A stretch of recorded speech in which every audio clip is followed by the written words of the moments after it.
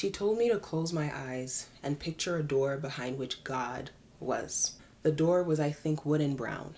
And it's funny because there were other doors there, but I picked the one in the middle, and Jesus indeed was behind it. I turned the golden doorknob to the left and entered. Right there, a few steps away from me, was Jesus, all in white, standing like he'd been waiting for me.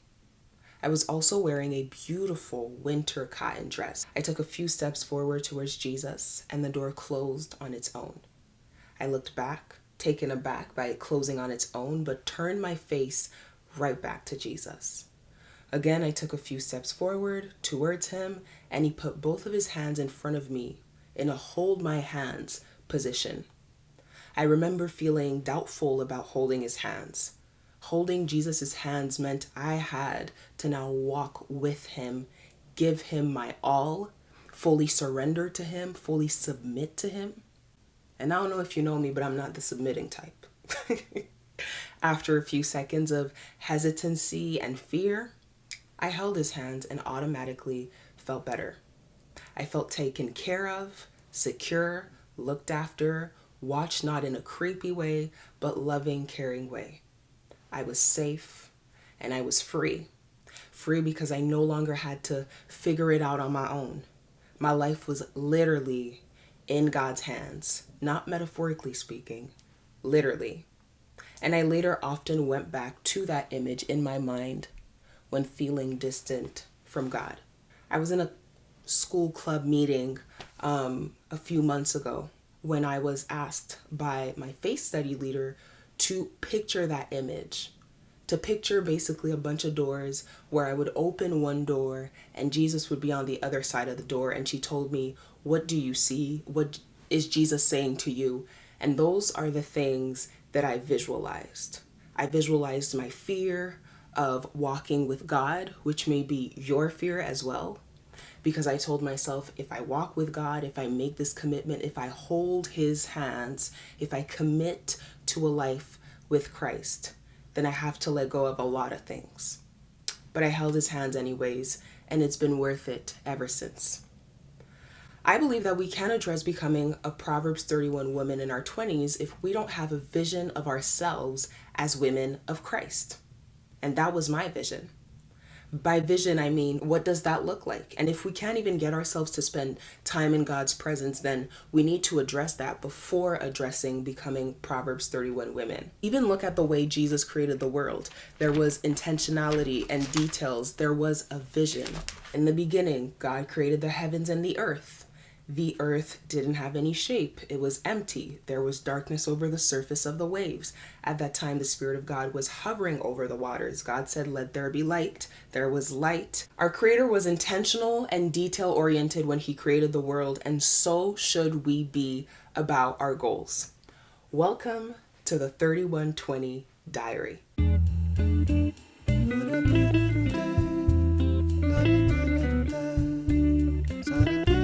Where we are women in our 20s on a journey to becoming Proverbs 31 women. Now, I want to put out this disclaimer before we even get into it. I am not a pastor. I am not an expert. I am on a journey with Christ that seriously begun only last October, and this is February. Okay, so it's been 5 months since I've been serious about this thing. I've been letting go of certain things to get closer to God, and that only started 5 months ago. This channel is my diary. It is me sharing my journey on this platform to hopefully inspire another girl who is in her 20s and not sure if she wants to follow Christ or not, why should I whatsoever. This is for you. How did the 3120 Diary come about? I was in a time of prayer and God showed it to me. And I ignored it a few times before saying, okay, God, I can't ignore you. Now, you guys know, if you've been watching me for a few years, that I love YouTube. I love public speaking, and I wanted to come back to YouTube. But if there's something I did not want to ever talk about as a overall theme of my channel, it was always God. I always said there's just so much responsibility to continuously be talking about God. You have to have it perfect. I didn't want to do this, but God sent it to me, and I said, yes, Lord, as you should always when the Lord says something to you. So in this episode, we're going to address a little bit of spending time with God, but we're also going to read through Proverbs 31.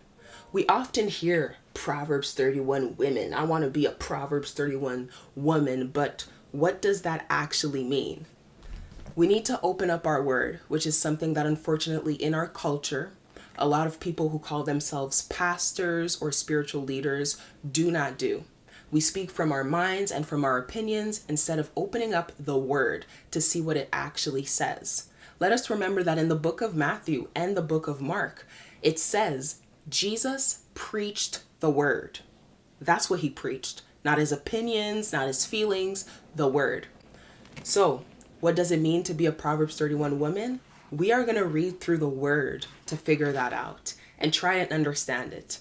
Now, just so you guys can know, I will be reading in the NIRV version. It is a very simplified version, which I thought was perfect for this channel.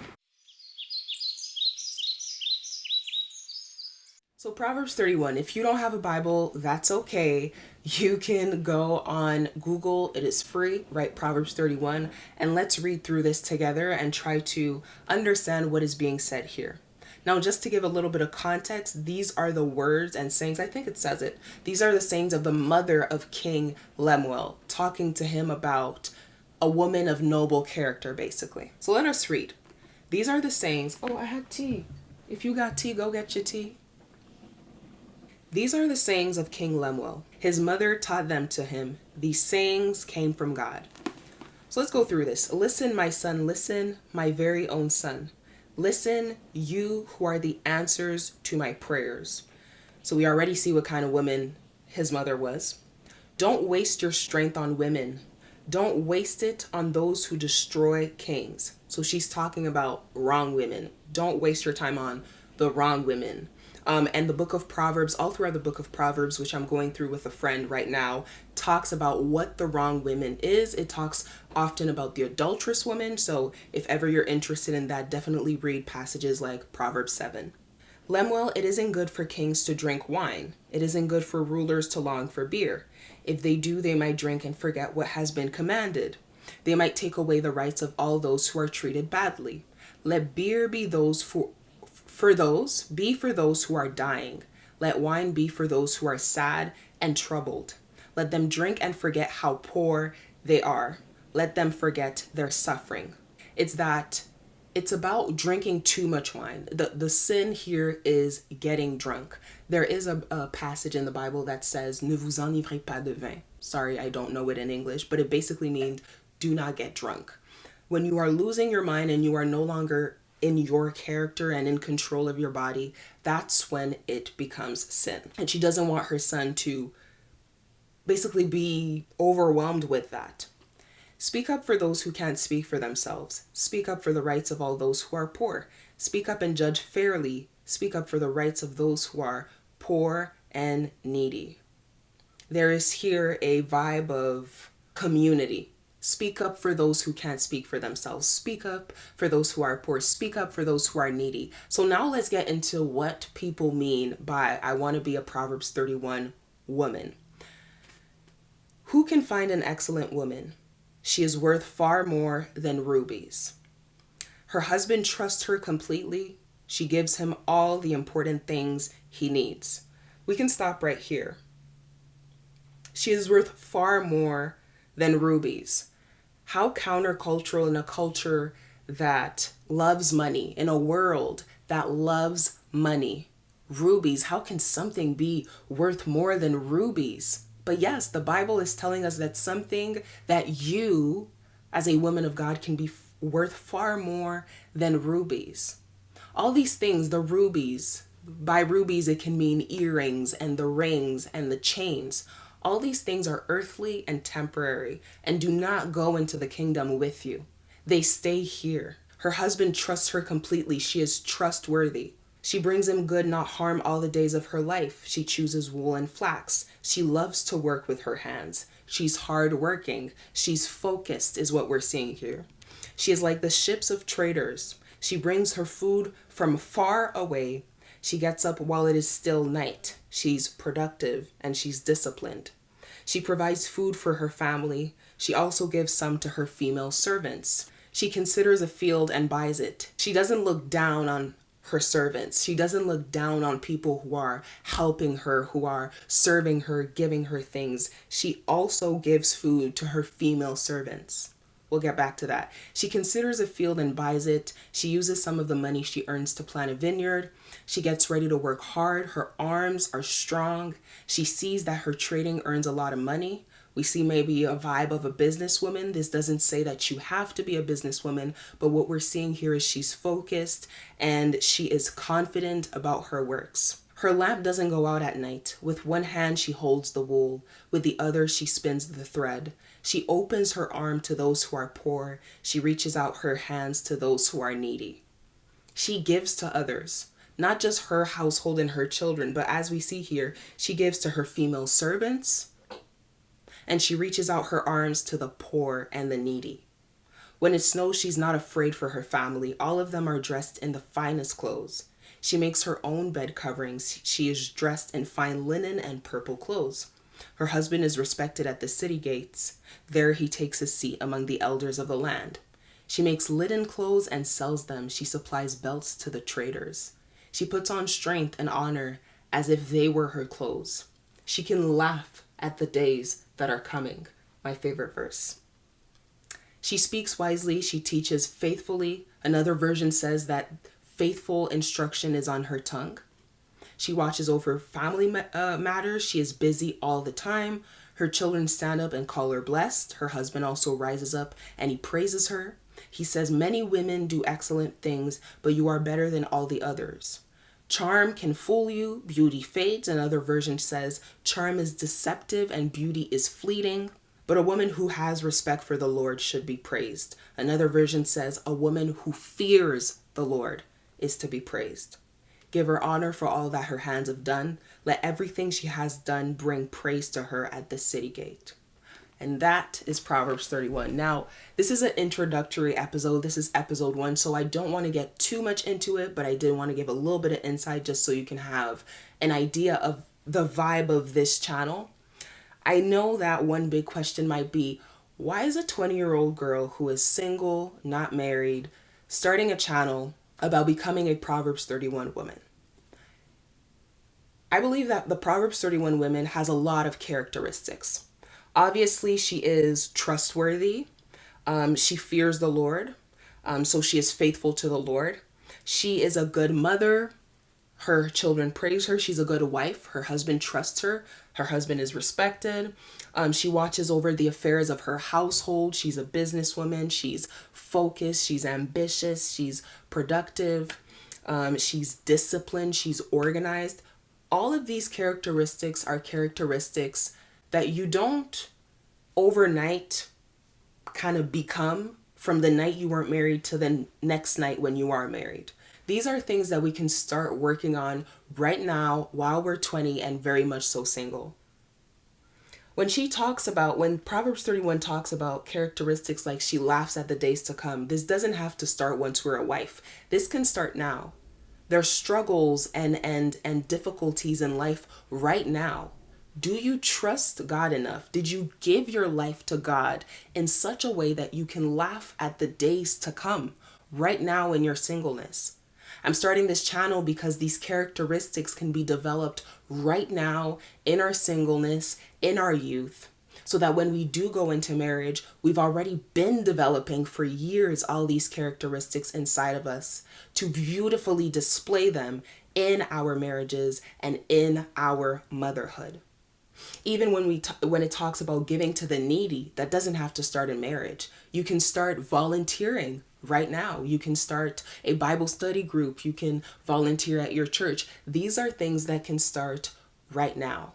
And this is why this is being done. Now I want to say something else, because I've often have had these sorts of conversations with people where it's like, okay, Proverbs 31 women, yay, this is what we want to be. And it's like, it doesn't stop there.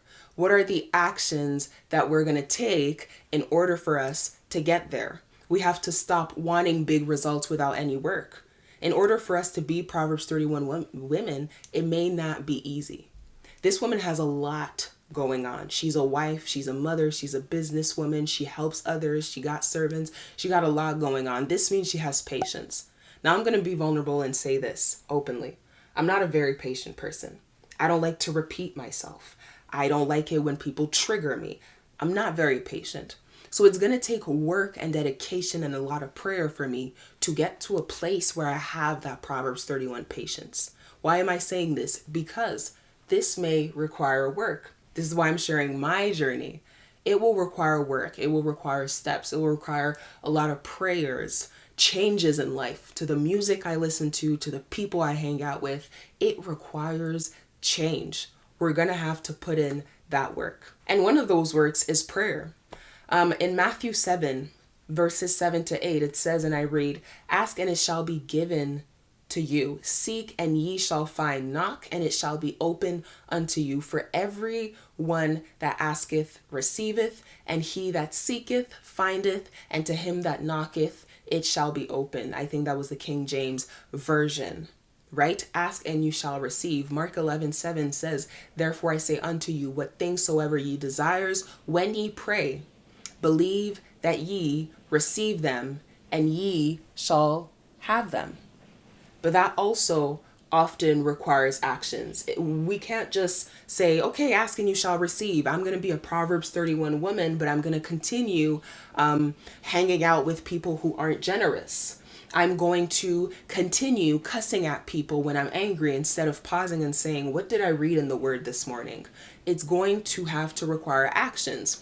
Do you want proof? I'm going to give you proof. I was recently reading in Matthew 15, verses 21 to 28, where a woman comes to Jesus for him to heal her demon-possessed daughter. I'm actually going to go to the passage. She asks Jesus 3 times before he heals her daughter, which shows the power of supplication, that sometimes, as annoying as it is, you're going to have to repeat the same prayer. Jesus wants to hear your prayer, even if he knows what you are about to say, which is another misconception that we will later on definitely talk about.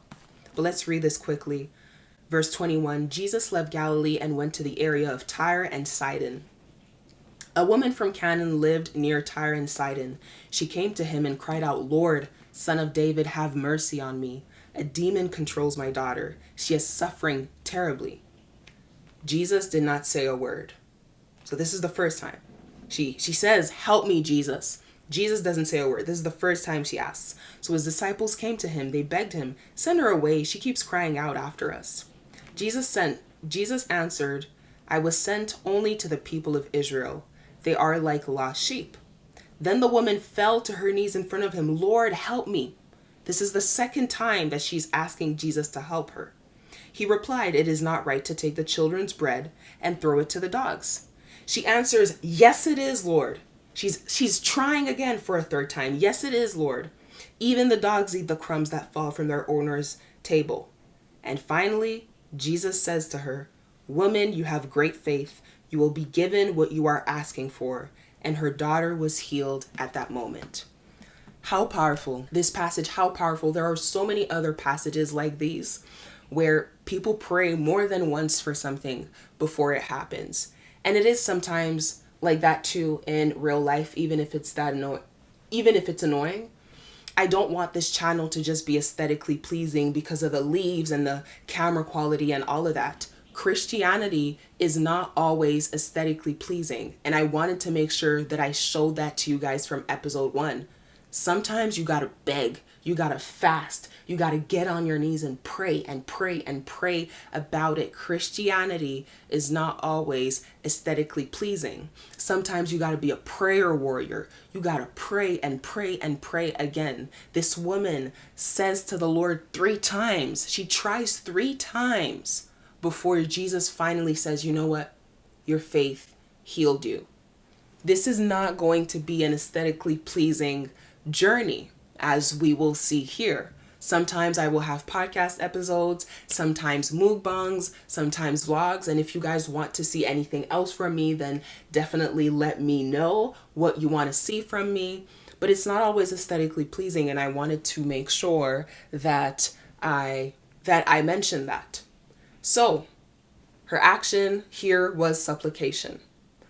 Overall, what are the steps God is calling you to take to be the Proverbs 31 woman He's made you to be?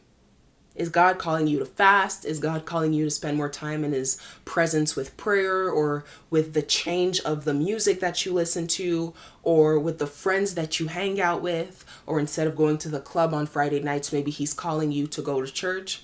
What is God calling you to change, to do, in order for you to step into your Proverbs 31 energy?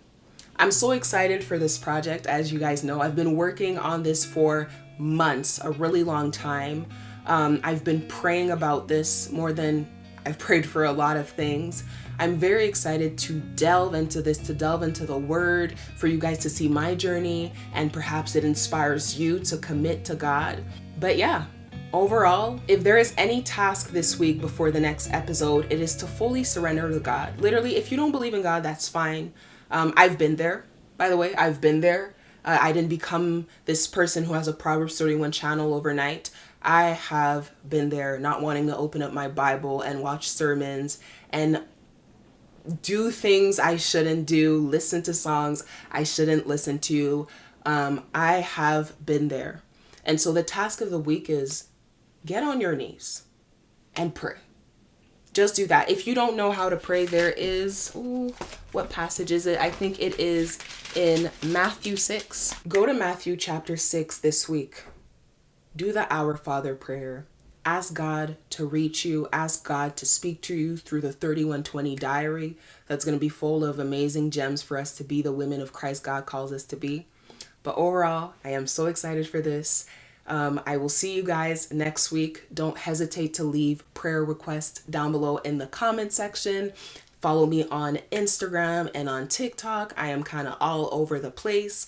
And I will see you guys soon. I pray that this would be a safe space for everybody. This is not a place of judgment or pointing fingers. I have not always been a woman of Christ. I am still on a journey. I still cuss. I'm going to be honest. I still cuss. I am still battling with listening to certain types of music. I am on a journey. We are all on a journey, but let us get in this journey together because community is biblical. I love y'all, and I will see you soon. Mwah. Bye. Yay! Oh my gosh. We did it. We did it, Joe. We did it.